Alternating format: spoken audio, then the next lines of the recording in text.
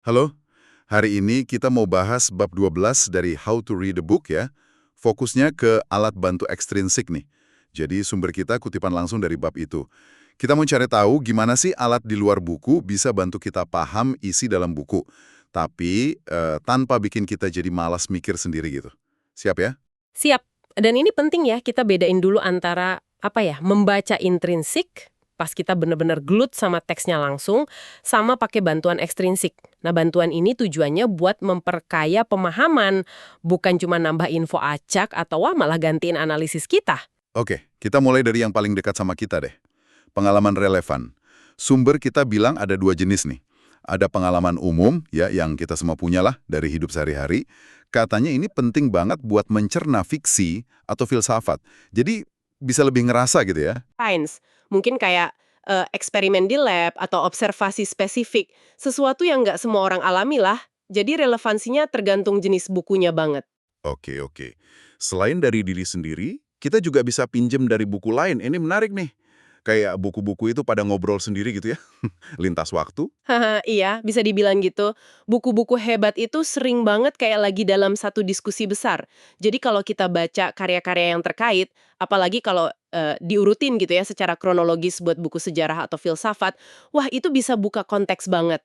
Kita jadi lihat gimana satu ide itu tumbuh, ditanggapin, atau mungkin malah disangkah sama penulis lain. Perspektifnya jadi jauh lebih kaya deh.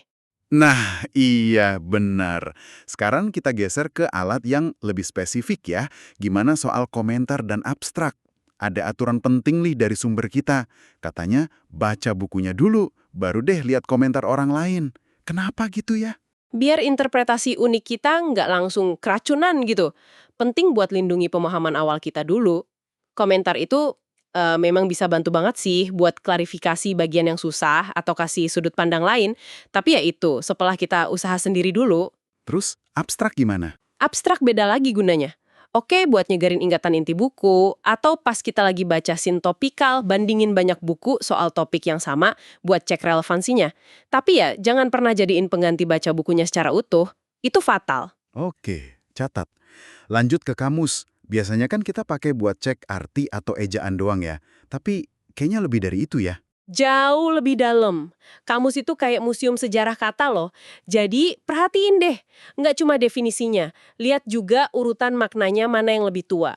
Terus asal katanya gimana, penggunaannya berubah nggak? Ini penting banget buat istilah teknis, kata-kata kuno, atau bahkan kata umum yang mungkin dipakai penulis dengan makna khusus di zamannya dia. Iya sih. Tapi kan kadang suka tergoda ya, ketemu kata sulit dikit, langsung buka kamus. Nanti malah ganggu alur baca nggak sih? Praktisnya gimana nahan diri? Itu pertanyaan bagus banget. Kuncinya di keseimbangan sama tujuan kita baca. Kalau lagi baca pertama kali, fokus aja dulu ke alur argumen utamanya. Tandain aja kata yang susah. Nggak usah berhenti tiap ketemu kata, kecuali kalau kata itu bener-bener kunci banget dan bikin kita nggak paham sama sekali. Baru deh nanti pas baca ulang atau pas lagi analisa lebih dalam, kita balik ke kamus. Gunain secukupnya aja. Oke, masuk akal, masuk akal. Sekarang, ensiklopedia. Mirip kamus ya, tapi isinya fakta-fakta dunia. Sumber kita menekankan pentingnya pakai indeks. Kenapa tuh? Karena indeks itu kayak peta pengetahuannya ensiklopedia. Kita bisa lihat gimana satu topik itu dipecah-pecah, terus hubungannya sama topik lain gimana.